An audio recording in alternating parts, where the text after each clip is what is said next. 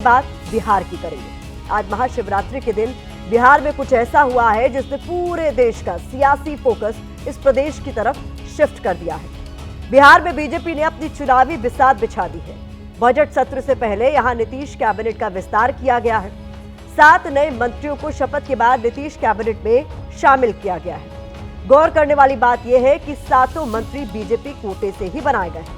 इसके अलावा कैबिनेट विस्तार के बहाने बीजेपी, जेडीयू या एनडीए ने राज्य में कई तरह के समीकरण साधने की भी कोशिश की है।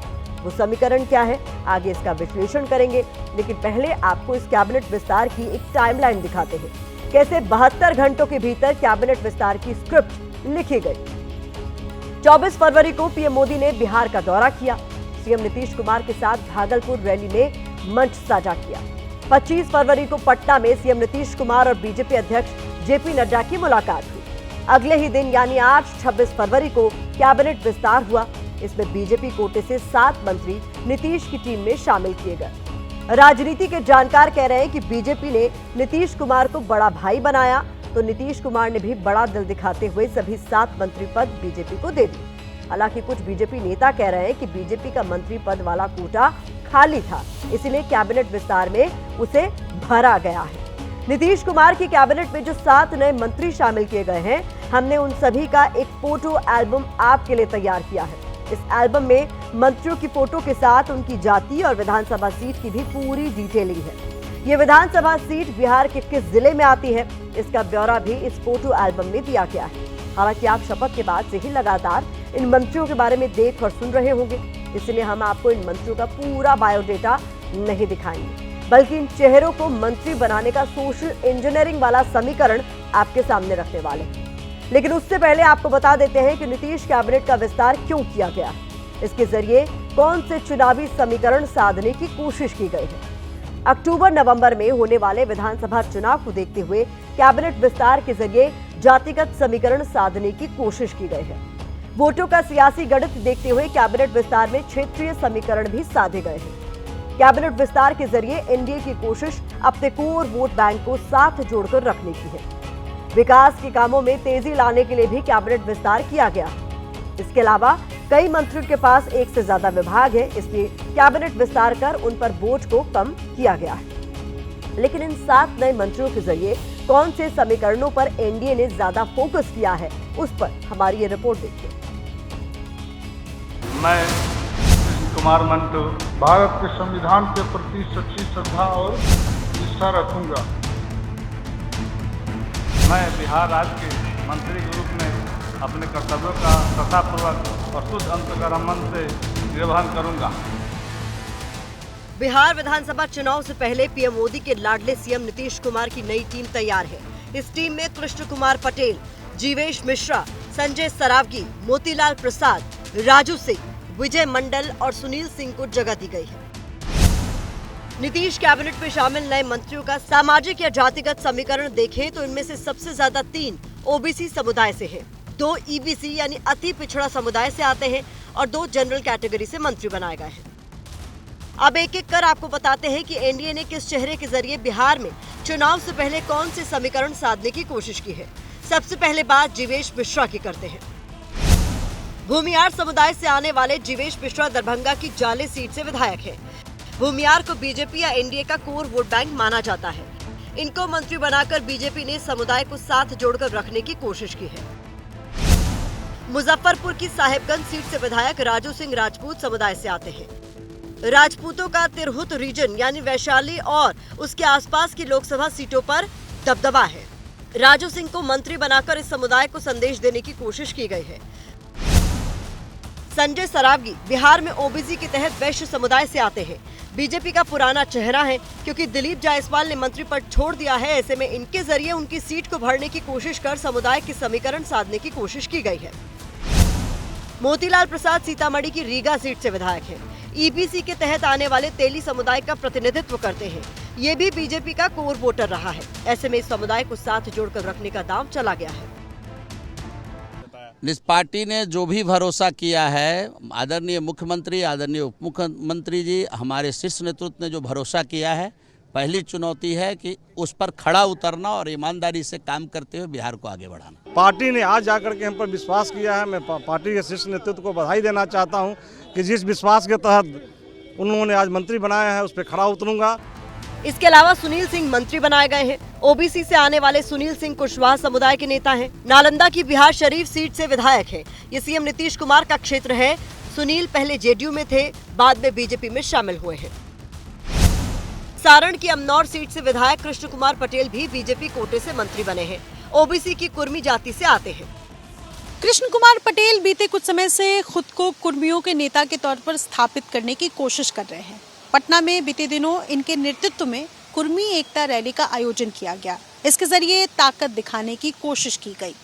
माना जा रहा है कि इसके बाद ही इनकी कैबिनेट में एंट्री हुई। इसके अलावा अररिया की सिकटी सीट से विधायक विजय मंडल भी मंत्री बनाए गए हैं। विजय मंडल अति पिछड़ा समुदाय की केवट जाति से आते हैं। इनको मंत्री बनाकर एनडीए में सीमांचल के समीकरण साधने की कोशिश की गई है। अब आपको नीतीश की नई कैबिनेट का नंबर गेम दिखाते हैं, यानी कैबिनेट विस्तार के बाद सरकार में किस पार्टी के कितने मंत्री हो गए हैं। 80 विधायकों वाली बीजेपी के अब सरकार में 21 मंत्री हैं। जेडीयू के मंत्रियों की संख्या 13 है। जीतन राम मांझी की पार्टी हिंदुस्तानी आवाम मोर्चा के 4 विधायक हैं और उनके कोटे से 1 मंत्री। इसके अलावा 2 निर्दलीय विधायक सरकार में शामिल हैं। इनमें से 1 नीतीश सरकार में मंत्री है। नीतीश के कैबिनेट विस्तार में सामाजिक और जातिगत समीकरणों पर सबसे ज्यादा फोकस किया गया है। पहले नीतीश कैबिनेट में ओबीसी समुदाय के 8 मंत्री थे, जो अब बढ़कर 10 हो गए हैं। अति पिछड़ा यानी ईबीसी से पहले 5 मंत्री थे, जो अब 7 हो गए हैं। सवर्ण समुदाय से आने वाले मंत्रियों की संख्या 9 से बढ़कर 11 हो गई है। दलित समुदाय से 7 और मुस्लिम से 1 मंत्री नीतीश सरकार में शामिल है। इनमें कोई बदलाव नहीं हुआ है। इस कैबिनेट विस्तार की एक और बड़ी बात पर गौर करना जरूरी है, वो ये कि इस विस्तार के बाद नीतीश सरकार में मिथिलांचल का प्रतिनिधित्व बढ़ गया है। मिथिलांचल में विधानसभा की 50 सीटें हैं। मौजूदा कैबिनेट विस्तार में संजय सरावगी और जीवेश मिश्रा मिथिलांचल क्षेत्र से आते हैं। इनको मिलाकर अब नीतीश सरकार में मिथिलांचल से बीजेपी कोटे के 6 मंत्री हो चुके हैं। इसके अलावा इस क्षेत्र से जेडीयू कोटे के भी 5 मंत्री सरकार में शामिल हैं, यानी मिथिलांचल से कुल 11 मंत्री इस वक्त सरकार का हिस्सा है। अब आपके मन में ये सवाल होगा कि मिथिलांचल पर एनडीए का इतना ज्यादा फोकस क्यों है? इसका जवाब 2024 लोकसभा चुनाव परिणाम में छिपा हुआ है। मिथिलांचल के इलाके में लोकसभा की कुल 8 सीटें आती हैं। 2024 के लोकसभा चुनाव में इन सभी सीटों पर एनडीए ने जीत हासिल की थी। ऐसे में इस प्रदर्शन को बरकरार रखने के लिए एनडीए ने सरकार में मिथिलांचल का प्रतिनिधित्व बढ़ाया है। एक बात यह भी है कि जन स्वराज पार्टी के नेता प्रशांत किशोर ब्राह्मण समुदाय से आते हैं। ऐसे में बीजेपी को डर है कि ब्राह्मण वोट उधर खिसक सकता है। दूसरी तरफ विपक्ष को इस कैबिनेट विस्तार में नीतीश की कमजोरी और बीजेपी की अंदरूनी गुटबाजी नजर आ रही है। कुमार मंडल ईश्वर की शपथ लेता हूँ नीति द्वारा स्थापित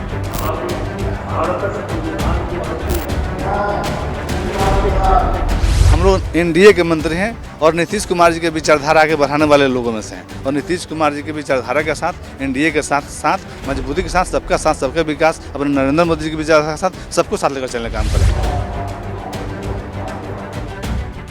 परिणाम भी वही होगा। जैसे कांग्रेस सिरे से बिहार में खत्म हो गई, लालू और नीतीश का कुछ भी हो, भाजपा यहाँ सिरे से खत्म हो जाएगी।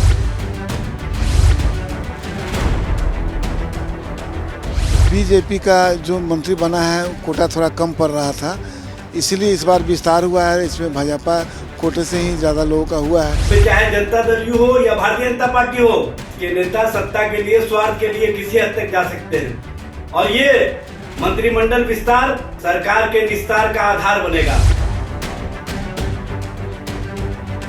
लोगों को जो बनाया गया है तो इसका लाभ हमारे पार्टी को पहुंचे, एनडीए को पहुंचे, इसके लिए हम लोगों को बनाया गया है। सामने इलेक्शन है और उस समय में जो है हम लोगों को जो है जिम्मेवारी दिया गया है, तो निश्चित रूप से आने वाला समय में जो है हम लोगों को जो है इस जिम्मेदारी को संभाल के चलना होगा। मंत्रिमंडल का विस्तार मुख्यमंत्री जी का विशेषाधिकार, लेकिन पहली बार हो रहा है। इसमें भारतीय जनता पार्टी का विशेषाधिकार है। क्या भारतीय जनता पार्टी उनको कब्जा कर रखी है या फिर ईडी, सीबीआई और आईटी के डर से नीतीश कुमार चुपचाप मात्र मुख्यमंत्री के पद पे हैं।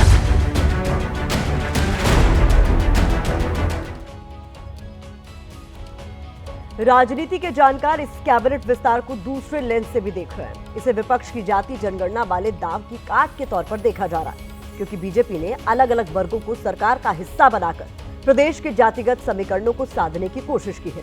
हालांकि मुस्लिम और यादव, जिन्हें आरजेडी का कोर वोटर माना जाता है, एनडीए ने उसे ज्यादा तवज्जो नहीं दी है। कुल मिलाकर इसका एक अर्थ यह है कि बिहार के चुनाव में जाति का फैक्टर इस बार हावी रहने वाला है।